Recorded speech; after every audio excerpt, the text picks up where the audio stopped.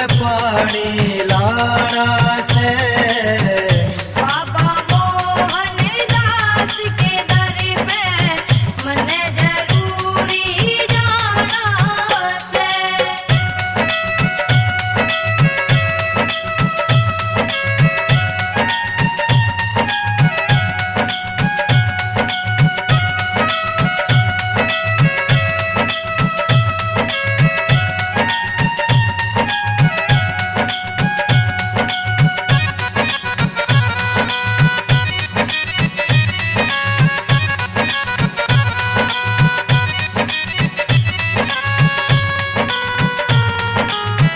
कटे समाधि में सभी मारी मनोकामना पूरी हो।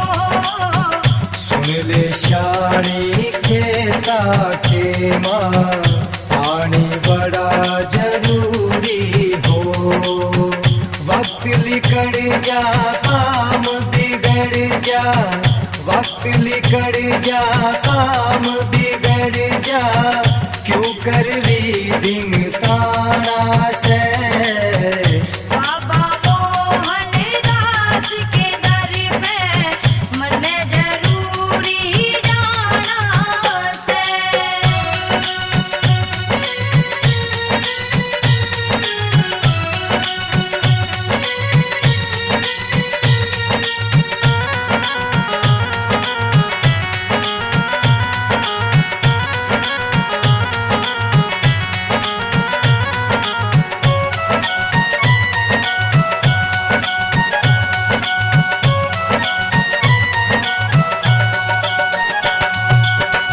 मने भरोसा बाबा जी में बिगड़े काम बढ़ावेंगे।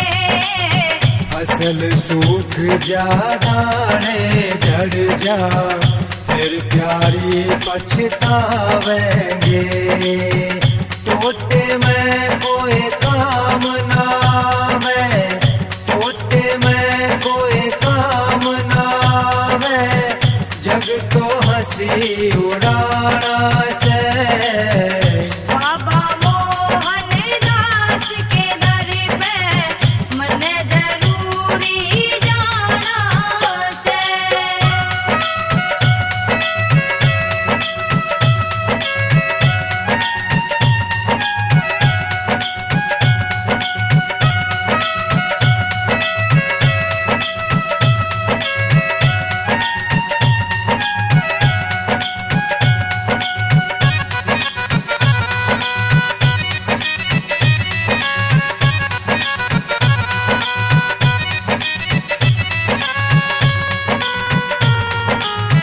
मोहनदास का धारा प्यारा योगी एक हजारों में।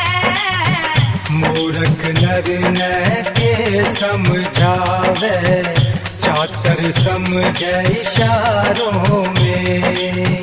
भारी भीड़ होवे फागण में, भारी भीड़ होवे फागण में, मेले में दुख पाना से।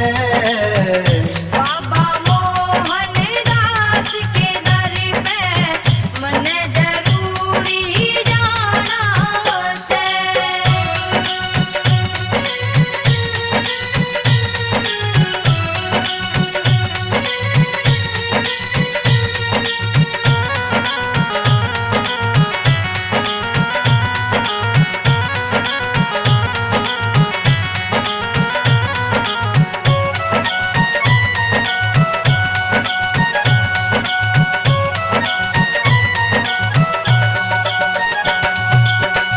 एक पल में तकदीर बदल दे महावीर जी दास वहाँ।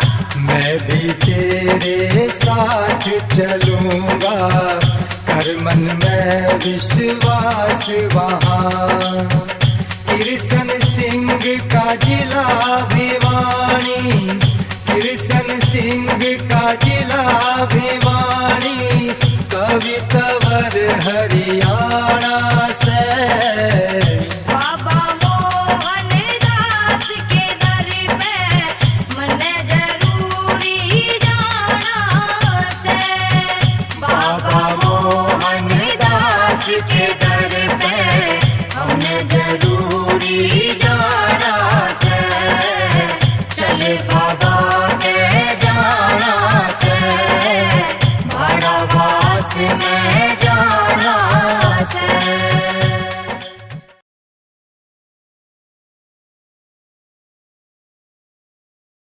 जय